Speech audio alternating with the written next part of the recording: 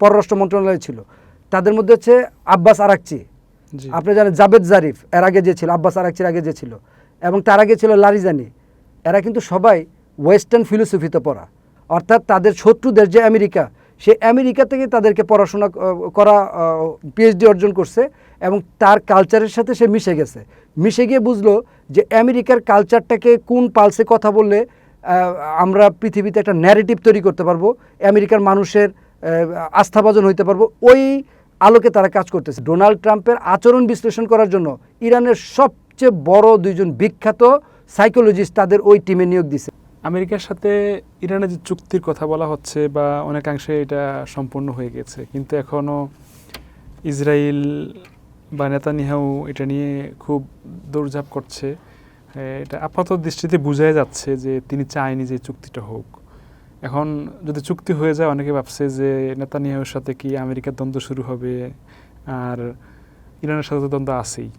আসলে কি হবে সামনে, আপনার কি মনে হয় যদি চুক্তিটা হয়ে যায়, সম্পূর্ণ হয়? ধন্যবাদ হাসান সাইদুল ভাই। চুক্তির MOU যেটা, সেটা হয়ে গেছে, মেমোরেন্ডাম অফ আন্ডারস্ট্যান্ডিং যেটাকে বলি আমরা। এবং সেটা কিভাবে হয়েছে জানেন তো? ডিজিটাল সিগনেচারের মাধ্যমে হয়েছে। আচ্ছা। আর এটা ফাইনালি আনুষ্ঠানিকভাবে সশরীরে উপস্থিত হয়ে সিগনেচারটা হবে হচ্ছে শুক্রবার দিন আপনার জেনেভাতে, সুইজারল্যান্ডের। জি। শুক্রবার দিন কেন? আমার কাছে যেটা মনে হলো যে যেহেতু ট্রাম্প এখন ফ্রান্সের G7 সম্মেলনে আছে, এই কাজ শেষ করেই সে ওইখান থেকে তো খুব কাছাকাছি, যে ফ্রান্সের যে সম্মেলনের স্থল, ওইখান থেকে সম্ভবত 2 থেকে 300 কিলোমিটার দূরেই আপনার ওই জেনেভার ইয়াটা, বাউন্ডারি লেভেলটা। তো এক্ষেত্রে এই চুক্তির যে জিনিসটা দেখেন, ট্রাম্প কতটা উদ্গ্রীব ছিল চুক্তিতে, আমার কাছে যেটা ব্যক্তিগতভাবে মনে হয়েছিল যে ট্রাম্প নিজে চুক্তিতে আপনার করেছে, স্বাক্ষর করেছে, তার ভাইস প্রেসিডেন্ট জেডি ভ্যান্স সে স্বাক্ষর করেছে, আর ইরানের পক্ষ থেকে স্বাক্ষর করেছে বাগের গালিবাফ। আচ্ছা। অর্থাৎ আপনি কল্পনা করেন যে ওই ইরানের স্পিকার স্বাক্ষর করছে আর আমেরিকার প্রেসিডেন্ট স্বাক্ষর করছে, কতটা সে উদ্গ্রীব হয়েছিল চুক্তির ব্যাপারটা। অথচ মাসুদ পেজেশকিয়ান কিন্তু স্বাক্ষর করে নাই। তার মানে ট্রাম্প কিন্তু অতি উৎসাহে যে চুক্তিটা করতেছে, তার এই চরম আন্তরিকতা থেকে সেটা কিন্তু আমরা ফিল করি। এখন আপনি বলতেছিলেন যে ইরানের এই চুক্তিটা কি ইসরায়েল মেনে নিতে পারবে কি না। ইসরায়েল তো মেনে নিতে পারছে না রে ভাই। সে তো অলরেডি যত ধরনের চেষ্টা ছিল, গত অনুষ্ঠানে আপনি বলেছিলাম যে সে ট্রাম্পের বেডরুম পর্যন্ত লোক পাঠিয়েছে। তার যে জো কান, তার যে সাবেক গোয়েন্দার নজরদারি পরিচালক ছিল, সে নিজে এই তথ্য দিচ্ছে। এবং আজকে কিন্তু আমরা পত্রিকায় দেখতে পাচ্ছি, ওই চ্যানেল 12-এ একটা প্রতিবেদন প্রকাশ হয়েছে, সেখানে আপনার সরাসরি বলা হচ্ছিল যে এই ট্রাম্পের কাছে তারা ইসরায়েলের পক্ষ থেকে চুক্তির একটা খসড়া চাচ্ছিল বারবার, বাট ট্রাম্প সেটা রিফিউজ করে দিছে। এবং চুক্তি সংস্কারের ব্যাপারে তারা একটা প্রস্তাবনা করছিল, সেটাকেও রিফিউজ করে দিয়েছে। অর্থাৎ ট্রাম্প কোনোভাবেই আপনার নেতানিয়াহুকে স্পেস দিচ্ছে না। হয়তোবা আপনি কল্পনা করতে পারেন যে নাজমুল ভাই, ট্রাম্পের সাথে আপনার এত মধুর সম্পর্ক ছিল, নেতানিয়াহু এবং ডোনাল্ড ট্রাম্পের এত মধুর সম্পর্কটা কেন আজকে এই অবস্থার মধ্যে গেল? আপনি জানেন যে নেতানিয়াহুর যে সর্বশেষ নির্বাচন, সে নির্বাচনের সময় তেল আবিবে আপনার বিভিন্ন জায়গায়, শুধু তেল আবিব না, ইসরায়েলের বিভিন্ন জায়গায় আপনার নেতানিয়াহুর প্রধান হাতিয়ারই ছিল বড় বড় বিলবোর্ডে সে ট্রাম্প এবং সে যে হাসি মুখে পরস্পরের সাথে হ্যান্ডশেক করতেছে, এই ছবিগুলো সে হাইলাইটস করছে বিভিন্ন জায়গায়। এই জন্য হাইলাইটস করা যে নেতানিয়াহু ট্রাম্পের সাথে যে অত্যন্ত গভীর সম্পর্ক, সেই সম্পর্কটা সে বুঝাইতে চাচ্ছিল ইসরায়েলিদেরকে, এবং সেটা কাজেও লাগছে। ইসরায়েলিরা তাকে গণহারে ভোটও দিয়েছিল। এবং জানেন যে আপনার ইসরায়েলের যে ভোটাভুটির পর এখন নেতানিয়াহু যেহেতু এই যুদ্ধ ইস্যুতে একটা ভয়ঙ্কর চাপে আছে, এবং তাদের ন্যাসেটের সিস্টেম, ন্যাসেট বলতে তাদের যে পার্লামেন্ট, এই পার্লামেন্ট সিস্টেমটা কিন্তু একটু ডিফারেন্ট। 120টা সিটের মধ্যে আপনার 61টা সিট যে পায় তারা সরকার গঠন করে। আপনার কি বলে, নেতানিয়াহুর লিকুদ পার্টি যে, তারা পাইছিল কিন্তু মাত্র আপনার এই 32টা সিট। তার পরবর্তীতে সে আরও 30টা সিট বিভিন্ন থেকে, জোট সরকার থেকে, মানে বিভিন্ন পলিটিক্যাল জোট গঠন করে সরকার গঠন করছে তারা। আপনি জানেন এর মধ্যে একটা ইয়াহুদ পার্টির যে ভ্যান গাভি, তাকে যে স্বরাষ্ট্রমন্ত্রী করছে, সে কিন্তু খুবই কঠোর একজন ব্যক্তি, এবং তাকে অলরেডি 2 দিন আগে আমেরিকা ভিসা অনুমোদন করে নাই। মানে ভিসা অনুমোদন করে নাই বলতে তাকে সশরীরে ডাকছিল ইয়াতে জেরুজালেমের ইয়াতে কি বলে অ্যাম্বাসিতে, আমেরিকান অ্যাম্বাসিতে। সে সেটা যেতে অস্বীকৃতি জানায়। মানে তার অনেক দিন আগের একটা প্ল্যান ছিল, ফ্যামিলি সহ সে আমেরিকায় যাবে, বাট তাকে ভিসাও দেয় না। তার মানে আমেরিকার সাথে এখন ইসরায়েলের সম্পর্কটা খুবই তলানিতে আছে। এখন আমি আপনাকে কল্পনা করতে বলি, আজ 27 ফেব্রুয়ারি, আপনি কল্পনা করেন 27 ফেব্রুয়ারি রাতের আপনার এখন বাজে ধরেন সাপোজ ভোর রাতের কাছাকাছি, আমেরিকার সাথে ইরানের ইয়াতে আলোচনা শেষ হয়েছে মাত্র, জেনেভাতে আলোচনা শেষ হয়ে তারা যার যার মতো করে ওই জেনেভার তারা ঘুমাইতে চলে গেছে। এর মধ্যে আমরা শুনলাম 1 থেকে 2 ঘন্টা পরে, ওই আলোচনা শেষ হওয়ার সম্ভবত 2 বা 3 ঘন্টা পরেই আপনার এই ভয়াবহ হামলা করলো ইসরায়েল এবং আমেরিকা ইরানে। এখন আপনি একটু রিভিউ করেন বিষয়টাকে, যে এই যে 28 ফেব্রুয়ারি যে হামলাটা করলো, এই হামলার আগে আপনার এই সিচুয়েশন কী ছিল। এই হামলার আগে সিচুয়েশনটা যদি আপনি কল্পনা করেন, তাহলে আপনার একটা পুরো রিভিউটা আপনার কাছে আসবে যে আজকে কেন এই চিত্র আমাদের দেখতে হচ্ছে বা কেন আমাদের চোখের সামনে এগুলো আসতেছে। প্রথম বিষয় হচ্ছে, হামলার আগে আপনার এই কী সুবিধা ছিল আর হামলার পর কী অসুবিধা যুক্ত হইলো। হামলার আগে প্রথম সুবিধা ছিল, আপনার মনে আছে কিনা, যে ইসরায়েল কিন্তু আগে যেখানে সেখানে আপনার করতে পারতো, ওই মধ্যপ্রাচ্যে যেখানে সেখানে তারা হামলা করতে পারতো কারো অনুমতি ছাড়া, যে কোনো দেশের উপর তারা হামলা করতো। ইভেন কাতার, তারপর হচ্ছে সংযুক্ত আরব আমিরাতে পর্যন্ত তারা হামলা করছিল। তারপরে লেবানন, সিরিয়া, তারপরে ইরান, মানে মোট কথা পুরো মধ্যপ্রাচ্যকে সে একেবারে একটা জমিদারি প্রথায় নিয়ে গেছিল। সেই জায়গাটা কিন্তু আজকে লাগাম টানা হয়েছে। এখন সে কিন্তু চাইলো লেবাননে, পুরো দেশ চাচ্ছে যে লেবাননে তারা হামলা করবে, কিন্তু পারতেছে না, কারণ ট্রাম্পের এখানে কঠোর হুঁশিয়ারি আছে। এই বিষয় হচ্ছে, আপনি কল্পনা করতে মানে আপনাকে আমি এখন আবার একটু পিছনের দিকে নিয়ে যাচ্ছি। এই যুদ্ধের আগে কি সিচুয়েশন ছিল আপনি জানেন তো? যুদ্ধের আগে আপনার এই পারমাণবিক অস্ত্র বিস্তার রোধে তারা আলোচনার টেবিলে ছিল, এবং আমেরিকার ইরানকে খুব ভয়ঙ্কর একটা চাপের মধ্যে ফেলে রাখছিল।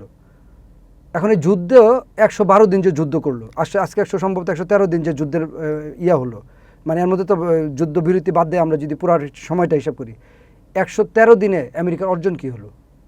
অর্জন আগের যে অর্জন ছিল তার চেয়ে কমে গেছে। আগের অর্জন কি ছিল? হরমুজে সব জাহাজ চলাচল করত, সাধারণ জাহাজ চলাচল করত, কোনো বাধা নিষেধ ছিল না। এখন কি হচ্ছে ভাই? এখনও জাহাজ চলাচল করতেছে, তবে সেই জাহাজটা কি দিয়ে চলাচল করতেছে? মেরিটাইম সার্ভিসেস, মানে একটা আলাদা টোল দিতে হবে। নামটা আবার ইরান আবার এটাকে সম্মান করে বলছে, এটাকে টোল না, এটা সমুদ্র নিয়ন্ত্রণের একটা খরচ, ঠিক আছে? যেটা মেনটেন করবে কারা জানেন তো? পার্সিয়ান গালফ স্টেট ওয়ে যে একটা কমিটি করছে, সেই কমিটি এটা টোল এগুলো আদায় করবে। বাট টোল বলা যাবে না, এটাকে তারা বলতেছে মেরিটাইম সার্ভিসেস, অর্থাৎ সমুদ্র নিয়ন্ত্রণের জন্য একটা ফি। তার মানে এই যুদ্ধটার আগে এই জাহাজগুলোতে ফ্রি চলতো, কিন্তু যুদ্ধটা করে কি হচ্ছে? জাহাজের উপর টোল যুক্ত হয়ে গেল। এটা আমেরিকার একটা বড় পরাজয়। দ্বিতীয় বিষয় হচ্ছে, বড় পরিবর্তনগুলো কি হয়েছে। প্রথম যদি পরিবর্তন বলেন যে এই যুদ্ধকে কেন্দ্র করে, আমি মনে করি ভিয়েতনাম যে যুদ্ধটা আছে, এটা নিয়ে আজকে ফরেন নিউজ একটা বড় প্রতিবেদন লিখছে, আর্টিকেল লিখছে। ভিয়েতনাম যুদ্ধের চেয়েও বড় পরাজয় হয়ে গেছে আমেরিকার এখানে। কিভাবে আপনার ভিয়েতনাম যুদ্ধ থেকে বড় পরাজয়? ভিয়েতনাম যুদ্ধে একটা কনটেক্সটে সে হেরে আসছে, কিন্তু এই যুদ্ধ হারার পর সারা পৃথিবীতে আমেরিকার যে একটা হ্যাডম ছিল, আপনি জানেন ভেনেজুয়েলার প্রেসিডেন্টকে উঠায় নিয়ে আসছে, পুরো ভেনেজুয়েলা চুপ ছিল। তারপরে আপনার বড় বড় কর্মকাণ্ড আমেরিকা করেছে, সবাই চুপ থাকতো। কিন্তু এখন বুঝে ফেলছে যে আমেরিকারকে যে পরিমাণ হ্যাডম আমরা মনে করছি, আসলে আমেরিকার ওই পরিমাণ হ্যাডম নাই। এটা সারা বিশ্বে একটা বার্তা চলে গেছে এই যুদ্ধকে কেন্দ্র করে। তার মানে ভিয়েতনাম যুদ্ধের চেয়ে এই যুদ্ধটা আপনার আমেরিকায় ক্ষতি বেশি করে ফেলছে। তৃতীয় বিষয় হচ্ছে, আপনি জানেন joint comprehensive plan of action, JCPO যে চুক্তিটা ছিল, এই চুক্তির আলোকে আপনার আমেরিকা এতদিন কি করছে, যে বারাক ওবামা ইরানকে একেবারে পারমাণবিক জিরো করার অবস্থায় চলে গেছিল। এবং আপনি জানেন 12,000 কেজি সমৃদ্ধ ইউরেনিয়াম, মধ্যম পর্যায়ের সমৃদ্ধ ইউরেনিয়াম ইরান কিন্তু এই আমেরিকার কথা এবং P5 দেশের কথায় পাঠাই দিছিল, রাশিয়ায় পাঠাই দিছিল। এটা তো জানেন, জাহাজে করে। তো এটা তো আপনার সম্ভবত 28শে ডিসেম্বর 2015 সালের ঘটনা। আমেরিকা কিন্তু এই চুক্তিতে কী বলছে জানেন তো? আমেরিকা বলছে যে মধ্যপ্রাচ্যে আর তারা সৈন্য বৃদ্ধি করতে পারবে না। তার মানে কি আগে চাইলেই তারা মন চাইলে যত ইচ্ছা সৈন্য বৃদ্ধি করতে পারতো, সেখানে ইরানের কোনো হাত ছিল না। এখন তারা চুক্তিতে স্বাক্ষর করে ফেলছে যে মধ্যপ্রাচ্যে আর তারা সৈন্য বৃদ্ধি করতে পারবে না। জি। তাহলে এটা তাদের কত নম্বর পরাজয় হলো? তৃতীয় পরাজয়। তৃতীয় পরাজয়। চতুর্থ পরাজয় কি? ইরানের প্রক্সিগুলোকে আমেরিকা সাই দিয়ে মানে অলরেডি একটা আমার মনে হয় যে একটা অনুমোদন দিয়ে ফেলছে। জানেন লেবানন তো আর ইরানের নিয়ন্ত্রণে থাকার কথা না, সে লেবাননও হামলা করতে পারবে না ইসরায়েল। আমেরিকা সেই ব্যাপারে খুব কঠোর বার্তা দিয়ে দিছে ইসরায়েলকে, এবং ইসরায়েল এটার প্রতিবাদ করে বলতেছে যে আপনারা ইরান এবং আমেরিকা চুক্তি করছেন ভালো কথা, কিন্তু লেবাননকে এখানে টানলেন কেন? এবং নেতানিয়াহু এই প্রথম আপনার ট্রাম্পের বিরুদ্ধে গিয়ে একটা কথা বলছে যে লেবাননে হামলা আমরা থামাবো না। এবং ব্যান গাভিজে সে বলছে সরাসরি যে আমরা লেবাননে আমেরিকার কথায় আমরা যুদ্ধ থামাবো না। এবং তার যে অর্থমন্ত্রী স্মোট্রিচ সম্ভবত ওনার নাম, উনি সরাসরি বলছে যে আমরা ধ্বংসাত্মক প্রয়োজনে আমেরিকার সাথেও আমাদের এটা নিয়ে বাঁধবে, মানে যুদ্ধ বাঁধতে পারে। তার মানে পুরা ইসরায়েলেরা কিন্তু এখন ইসরায়েলের একটা সৈন্য থেকে শুরু করে প্রধানমন্ত্রী পর্যন্ত সবাই কিন্তু ঐক্যমত হয়েছে যে এই চুক্তিটাতে তারা হেরে গেছে। এই চুক্তিটা মানে বিশ্বাসঘাতক বলছে আপনার সরাসরি ইসরায়েলের বিভিন্ন সাংবাদিকরা কলাম লিখছে এবং হেডলাইন করছে পত্রিকার, ট্রাম্পকে বিশ্বাসঘাতক হিসাবে চিহ্নিত করে। আচ্ছা, এটা হচ্ছে তাদের চতুর্থ নম্বর পরাজয়। পঞ্চম যে পরাজয়টা আমার কাছে যেটা মনে হচ্ছে যে ইসরায়েল আগে যেটা মধ্যপ্রাচ্যে চাইলে যে কোনো কিছু করতে পারতো, সিদ্ধান্ত নিতে পারতো, এখন কিন্তু ইসরায়েল সেই সিদ্ধান্ত আর কি নিতে পারতেছে না। ইসরায়েলকে এখন আমেরিকা আপনার পরিপূর্ণভাবে আটকে দিছে। ষষ্ঠ যে জায়গাটা আমার কাছে মনে হচ্ছে ইসরায়েল আমেরিকার সম্পর্ক ইতিহাসের সবচেয়ে তিক্ত অবস্থার মধ্যে এখন আছে। এখন সপ্তম অবস্থা যদি বলেন, তাহলে আগে নেতানিয়াহু নিজেকে মধ্যপ্রাচ্যে সবসময় বলতো বা তার দেশে বলতো আমি অ্যাডভাইজার, আমেরিকার বিভিন্ন উপদেশ মানে আমি উপদেষ্টা পরিষদে আছি অথবা পরামর্শক হিসাবে সে নিজেকে পরিচয় দিত। কিন্তু আমরা দেখলাম এই যুদ্ধের পর ওর অবস্থান চলে গেছে পরামর্শক থেকে সরাসরি চামচাতে, অর্থাৎ এই নেতানিয়াহুকে আর আমেরিকা বা ডোনাল্ড ট্রাম্প কেউই গুনতেছে না। অষ্টম যে পরাজয়টা আমি মনে করব, আমেরিকা ইসরায়েল চাইছিল ইরানকে দুর্বল করতে, কিন্তু আমরা দেখলাম কি হলো এই যুদ্ধে, ইরান আরও শক্তিশালী হয়ে গেল। এবং ইসরায়েলের সবচেয়ে বড় যে জায়গাটা আমি বিবেচনা করতেছি যে ইসরায়েলের যারা কট্টরপন্থী বিভিন্ন দল আছে, আপনি জানেন ইসরায়েলে কিন্তু আপনি আশ্চর্য হবেন একটা জিনিস শুনলে, ইসরায়েলে অ্যাভারেজে 10 থেকে 15টা আসন নেসেটের মুসলিমরা পায়। কারণ ইসরায়েলে কিন্তু প্রায় 20% 21% মুসলমান আছে এখনও ইসরায়েলের ভিতরেই, এবং মনসুর আব্বাস তাদের নেতৃত্বে আছে। তো সেখানে কিন্তু এই মুসলিমদের ভোট, অন্য ভোট এবং কট্টরপন্থী যারা আপনি জানেন বিরোধী দল হিসেবে ইয়ার লাপিদ, সবাই কিন্তু এখন আপনার চরমভাবে এই নেতানিয়াহুর বিরুদ্ধে চলে গেছে। সবচেয়ে বড় যে বার্তাটা আপনার দিয়েছে উহুদ বারাক, সে কিন্তু সরাসরি বলছে যে নেতানিয়াহু সম্ভবত এখন আর নির্বাচন দিতে চাবে না, এই চুক্তির মধ্যে সে একটা যুদ্ধ বাঁধাইতে চাবে, যাতে সে তো অত্যন্ত অজনপ্রিয় হয়ে গেছে, হয়তোবা সে 4-5টা আসনও পাবে না, এবং তাকে প্রয়োজনে পাথর এবং কাঠ দিয়ে পিটিয়ে নামাইতে হবে, এইভাবে সরাসরি উহুদ বারাক এই সম্বন্ধে নেতানিয়াহু সম্বন্ধে বলছে। এখন আপনি যদি আমাকে বলেন নাজমুল ভাই, এই যে এত বড় ইসরায়েলের দিক থেকে ক্ষতিগ্রস্ত হলো, এখন এই ক্ষতিগ্রস্তের মূল ইয়েটা কি আমি আপনাকে বলবো। আজকে যদি আমাকে সামারি টানতে বলেন যে ইসরায়েল যুদ্ধের সামারিটা আপনি কী বুঝলেন, তাতে আমি আজকে বলবো যে আমি লাইফের প্রথম দেখলাম জ্ঞানের কাছে, বুদ্ধির কাছে শক্তি কিভাবে পরাজিত হয়। এটা আমার চোখের সামনে, এই যুদ্ধটা ইতিহাস হয়ে থাকবে আমার চোখের সামনে। এখানে বুদ্ধির কাছে আপনি কি পরাজিত হয়েছে, শক্তি পরাজিত হয়েছে। আপনি মনে করেন আমেরিকা এবং ইসরায়েল আমেরিকা পৃথিবীর 1 নম্বর সামরিক দেশ, এবং ইসরায়েল পারমাণবিক দেশ, আমেরিকা পারমাণবিক দেশ। তাদের বিমান হামলা, রকেট হামলা, টমাহক ক্ষেপণাস্ত্র হামলা, 33 কত যে হামলা করছে, সম্ভবত $100 বিলিয়ন তারা খরচ করেছে এই হামলার জন্য। অর্থাৎ $100 বিলিয়ন খরচ করে অত্যাধুনিক অস্ত্র ব্যবহার করে ইরানের মতো একটি দেশকে তারা কোনো রকম কাবু করতে পারে নাই। এটা আমার কাছে মনে হলো টোটালি এটা বুদ্ধির জয় হয়েছে। আপনি জানেন কি না যে এক সময় আমরা, আপনার মনে আছে কি না যে ওনার নামটা একজন মনীষী, বিখ্যাত মনীষী ছিল, তার নামটা হচ্ছে আল-বেরুনি। সে ভূগোলের জনক ছিল, সে কিন্তু ইরানের লোক। তারপর হচ্ছে আপনার জাবির ইবনে হায়ান, উনি হচ্ছে রসায়নের জনক ছিল, সেও ইরানের লোক। তারপর হচ্ছে ইবনে সিনা, সে ইরানের লোক। তারপর হচ্ছে ওমর খৈয়াম, ইরানের লোক। তারা কিন্তু চিকিৎসা বিজ্ঞান, আধুনিক চিকিৎসা বিজ্ঞানের জনক বলা হয় তাদেরকে। তারপর হচ্ছে আপনার এই ম্যাথমেটিক্সের আল খারিজমি, ঠিক আছে। তারপর হচ্ছে আপনার ইরানের এই সবচেয়ে বড় বড় দার্শনিক যেটা আছে আপনি জানেন, ইমাম গাজ্জালি, তারপর হচ্ছে জালালউদ্দিন রুমি, শেখ সাদি, এরা কিন্তু ইরানের। তারপরে যদি আপনার ইরানের সবচেয়ে বড় হাদিস বিশারদ বলেন তাহলে হচ্ছে সিয়াসিত হাদিস সম্বন্ধে তো আপনার ধারণা আছে, অর্থাৎ মুসলমান ধর্মের সবচেয়ে 6টা গুরুত্বপূর্ণ হাদিসের 3টা রাইটার হাদিস বিশারদ কিন্তু ইরানের জন্ম নেওয়া। এটা হচ্ছে আপনার বুখারি, ইমাম বুখারি, ইমাম মুসলিম এবং আবু দাউদ, এরাও কিন্তু ইরানের জন্ম নেওয়া।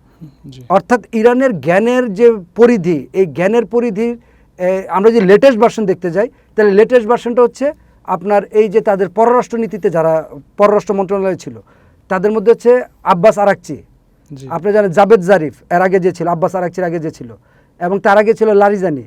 এরা কিন্তু সবাই ওয়েস্টার্ন ফিলোসফিতে পড়া এবং সবাই কিন্তু ওয়েস্টার্ন বিভিন্ন ইউনিভার্সিটিতে পড়া। অর্থাৎ তাদের শত্রু দেশ যে আমেরিকা, সে আমেরিকা থেকে তাদেরকে পড়াশোনা করা, পিএইচডি অর্জন করছে এবং তার কালচারের সাথে সে মিশে গেছে।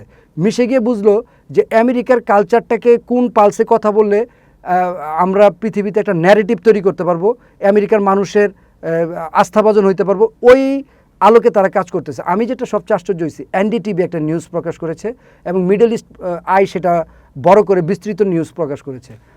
আপনার ডোনাল্ড ট্রাম্পের আচরণ বিশ্লেষণ করার জন্য ইরানের সবচেয়ে বড় 2জন বিখ্যাত সাইকোলজিস্ট তাদের ওই টিমে নিয়োগ দিছে, অর্থাৎ ওই যেটা যুদ্ধকালীন যে টিম, এই টিমে 2জন সাইকোলজিস্ট নিয়োগ দিছে। কেন? এই সাইকোলজিস্টদের কাজ হচ্ছে ট্রাম্পের বিভিন্ন কথাবার্তা আচরণ বিশ্লেষণ করে সে তাদেরকে দেয়, কূটনৈতিক নোট দেয় যে এই কূটনৈতিক নোটে কথা বললে ডোনাল্ড ট্রাম্প ম্যানেজ হবে বা তাকে কনভিন্স করা যাবে, এবং সেই নোট অনুসারে তারা বিভিন্ন কাজ করছে। আপনি জানেন চুক্তি সই হয়ে যাবে তার 1 ঘন্টা আগে বা 1.5 ঘন্টা আগে লেবাননে হামলা করছিল ইসরায়েল। এতে ট্রাম্প খুব ক্ষেপে যায় এবং তখন সাইকোলজিস্টরা তাদেরকে বুদ্ধি দিছে যে এই মুহূর্তে ট্রাম্পকে ফোন দিয়ে যদি আপনি বলতে পারেন যে আমাদেরকে ওই যে মেরিটাইম সার্ভিসেস যেটা, অর্থাৎ সমুদ্রে টুল বসানোর ব্যাপারটা তো ট্রাম্প খুব রাজি ছিল না, তখন ওই সাইকোলজিস্টের কথায় তারা বলছে যে পাল্টা হামলা যদি আমরা, তখন ওই ডোনাল্ড ট্রাম্প তাদেরকে পাল্টা হামলা করতে মানা করছিল, তো পাল্টা হামলা মানা করার সে মানাটা তারা রাখছে এবং তারা রিকোয়েস্ট করছে যে আমাদেরকে মেরিটাইম সার্ভিসেস যেটা অর্থাৎ টোল বসানোর অধিকারটুকু দেওয়া হোক। তখন এটা মীমাংসিত ইস্যু ছিল না, তখন ট্রাম্প সাথে সাথে অনুমোদন করাই দিছে। এগুলো আন্তর্জাতিক মিডিয়াতে আসছে। তার মানে এই সাইকোলজিস্ট নিয়োগ দিয়ে তারা এই ডোনাল্ড ট্রাম্পকে কোথায় কীভাবে কূটনৈতিক নোট দিতে হবে সেটা কিন্তু তারা করেছে, পরিচালনা করছে। তার মানে একটা জিনিস আমার কাছে পরিষ্কার হয়েছে, এই যে সার্বিক যুদ্ধটা আমরা দেখলাম, এই যুদ্ধের মধ্যে আমরা একটা জিনিসকে ফুটনোট হিসেবে বলতে পারি যে এই পুরো যুদ্ধটা ইরানের খুব বেশি একবারে মরণাস্ত্র ছিল, অত্যাধুনিক মানে অত্যাধুনিক অস্ত্র ছিল, ব্যাপারটা এরকম না। তাদের নিজস্ব আইডিয়াতে তৈরি করা যতটুকু প্রয়োজন অন্য দেশের এই অস্ত্রগুলোকে মোকাবেলা করার জন্য ততটুকুই তাদের ছিল, খুব বেশিও তাদের ছিল না। কিন্তু তাদের বুদ্ধিবৃত্তিক ইয়ার জন্য আমি যেটা বলবো যে পৃথিবী বিখ্যাত ফিজিশিয়ান, কেমিস্ট্রি, মানে কি বলে ফিজিক্স, কেমিস্ট্রি, বায়োলজি, ম্যাথের উপর সারা বিশ্ববিখ্যাত অনেক বড় বড় জ্ঞানী গুণী তারা এখানে ছিল। তো এই ক্ষেত্রে তারা কিন্তু আমেরিকাকে কিভাবে একেবারে বাগে আনতে পারবে সেটার ফাইনাল একটা তারা ওইখানে আয়োজন করে ফেলছিল। আমি শুধু জাস্ট এই কথাটুকু বলেই শেষ করছি যে এই তাদের যে পররাষ্ট্র নীতি যেটা ছিল, সেই পররাষ্ট্র নীতির আলোকে আমেরিকাকে আপনি জানেন যে এই যুদ্ধে জড়িয়ে, আমি গত অনুষ্ঠানে যেটা বলছিলাম এটাকে একটু সামারি টানতেছি এই জন্য যে তাহলে আপনার এটা জিনিসটা কোঅপারেট করতে পারবেন। প্রথম বিষয় হচ্ছে আমেরিকা এই চুক্তি না করলেও তো পারতো, আমি যেটা বলছিলাম যে ইরান মানে এতটা ইসরায়েলকে অবজ্ঞা করে এই চুক্তির বিষয়ে তারা কিছুটা করতে পারতো, মানে ইসরায়েলের কথা শুনতে পারতো, বাট তাদের কাছে আসলে ইসরায়েলের কথা শোনার মতো কোনো রাস্তা ছিল না। প্রথম বিষয় হচ্ছে তেলের দাম দ্বিগুণ হয়ে গেছে। দ্বিতীয় বিষয় হচ্ছে ইনফ্লেশন গত বেশ কয়েক বছরের মধ্যে সর্বোচ্চ। তৃতীয় বিষয় হচ্ছে তাদের বিশ্বকাপ খেলা শুরু হয়ে গেছে। চতুর্থ বিষয় হচ্ছে তাদের ভিতরে এখন আপনি জানেন যে যখন নৌ অবরোধ আরোপ করে তারা আরোপ করতে চাইছিল, তখন দেখলো যে এই নৌ অবরোধ আরোপ করতে গিয়ে তাদের এই রাশিয়া সুবিধা পাচ্ছে। ইরানের প্রতিদিন যেখানে আপনার এই 2 মিলিয়ন ব্যারেল তেল উৎপাদন করতে, এখন সেখানে 2 লাখ ব্যারেলে চলে আসছে। আর বাকি যে ইরানের তেলটা আগে পৃথিবীতে ইউটিলাইজ হতো, এখন সেটা রাশিয়া দিচ্ছে, তাহলে এখানে রাশিয়া সুবিধা পাচ্ছে। পঞ্চম বিষয় হচ্ছে আপনার তার যে মিত্ররা ছিল মিডল ইস্টের, তারা তাকে চাপ দিয়ে ধরছে যে তুমি তো যুদ্ধ করতেছো, তোমার এই যুদ্ধের কারণে তোমার দেশে তো হামলা করতেছে না, আমরা হামলার শিকার হচ্ছি, তুমি যুদ্ধ বন্ধ করো, তাকে আর স্পেস দিচ্ছে না। ষষ্ঠ বিষয় হচ্ছে যে আমেরিকার যে বড় বড় জায়ান্ট কোম্পানি, ধরেন আপনার ইলন মাস্কের টেসলা বা বিভিন্ন যে জায়ান্ট অ্যাপল, অন্য যে জায়ান্ট কোম্পানিগুলো আছে, এই কোম্পানিগুলোর উপর ইরান যখন বলল যে তারা ভয়াবহ হামলা চালাবে, বিশেষ করে আপনার এই স্টারলিংকের উপর, তখন কিন্তু আমেরিকার ব্যবসায়িক শ্রেণীরা ভয় পেয়ে গেল এবং তারা কিন্তু এই ডোনাল্ড ট্রাম্পের উপর একটা চাপ প্রয়োগ করলো। সপ্তম বিষয় হচ্ছে আপনি জানেন যে আমেরিকার নির্বাচন হচ্ছে নভেম্বর মাসে, তাই নির্বাচনকে সামনে রেখে সে যে কোনোভাবে একটা সমঝোতার পথ খুঁজতে ছিল। অষ্টম যে বিষয়টা হচ্ছে মার্কিন যে বিভিন্ন ঘাঁটি ছিল মধ্যপ্রাচ্যে, যেগুলো থেকে তারা মধ্যপ্রাচ্যের বিভিন্ন দেশে আক্রমণ করে বা মধ্যপ্রাচ্যকে নিয়ন্ত্রণ করত, সেই ঘাঁটিগুলোর কিন্তু 23টার মধ্যে সম্ভবত 22টা বা 23টার মধ্যে 18টাই ইরান মোটামুটি একেবারে সমূলে ধ্বংস করে দিয়েছে, সেগুলো ব্যবহার অনুপযোগী হয়ে গেছে। তাই তাদের আসলে আক্রমণ করার মতো স্পেসও নাই বা আক্রমণ করার মতো যে পরিমাণ লোকবল দরকার, যেখান থেকে আক্রমণ করার প্রয়োজন আছে, সেই এই জায়গাগুলো কিন্তু তারা এখন খুঁজে পাচ্ছে না। এবং মিডল ইস্টের কান্ট্রিগুলোতে এখন আর কোনোভাবেই আমেরিকাকে তার ইয়াতে আগে মানে আমেরিকা থেকে তার বিমান ফ্লাই করে ইরানকে আক্রমণ করবে সেই সুযোগই দিচ্ছে না, তারা ভয় পেয়ে যাচ্ছে। নবম যে বিষয়টা হচ্ছে সেটা হচ্ছে যে আমেরিকার চিরপ্রতিদ্বন্দ্বী যে চীন, সেই চীনকে আটকানোর জন্যই তো এত আয়োজন আসলে আমেরিকার। সেই চীন কিন্তু এই যুদ্ধকে কেন্দ্র করে যখন আমেরিকা যুদ্ধ খেলা নিয়ে ব্যস্ত, চীন কিন্তু তখন পৃথিবীর বিভিন্ন জায়গায় আলট্রা মডেলের গাড়ি তারা তৈরি করতেছে, সৌর প্যানেল বিক্রি করতেছে এবং অ্যান্টি ফুয়েল বিভিন্ন উপাদান তৈরি করে সারা পৃথিবীর মার্কেটগুলো সে দখল করে নিচ্ছে।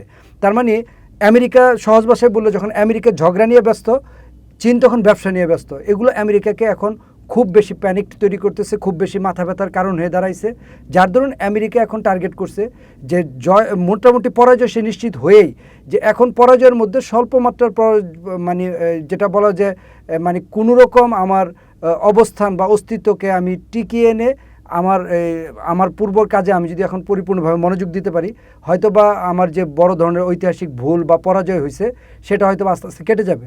এবং সর্বশেষ যেটা, তার যে এই মিডল ইস্টে যেসব দেশে ইরান হামলা করতেছিল খুব ইন্টেনশনালি হিসাব নিকাশ করে, সেসব দেশের ক্ষেপণাস্ত্র তারা যখন ইন্টারসেপ্ট করতে পারছিল না এবং ওই পরিমাণ মানে ইসরায়েলের ক্ষেপণাস্ত্র তারা ইন্টারসেপ্ট করা ছেড়ে দিয়েছিল, এই জন্য যে তখন মিডল ইস্টের বিভিন্ন দেশ বলতেছিল যে তোমার সাথে তো আমাদের নিরাপত্তা চুক্তি আছে, তুমি ইসরায়েলের ক্ষেপণাস্ত্র ইন্টারসেপ্ট করো, মানে আকাশে ধ্বংস করো, তাহলে আমাদেরটা করতে পারতেছো না কেন? যার কারণে আমেরিকা একটা ভয়ঙ্কর চাপে পড়ে গেছে। ওই পরিমাণ অস্ত্র, লোকবল কোনো কিছুই তার কাছে আর আসলে ইয়ার মধ্যে ছিল না, যার দরুন বাধ্য হয়ে এই চুক্তি করতে হয়েছে। এবং এই চুক্তি আমেরিকার জন্য মান রক্ষার মানে মিনিমাম মান রক্ষার জায়গাটা তৈরি করছে। তবে ইরানকে আমি যেটা বলেই শেষ করব, যে ইরানকে পৃথিবীতে এখন নতুনভাবে মানুষ চিনবে, নতুনভাবে জানবে এবং মধ্যপ্রাচ্যের একক আধিপত্যের জায়গায় ইরান পৌঁছে গেছে বলে আমি মনে করি।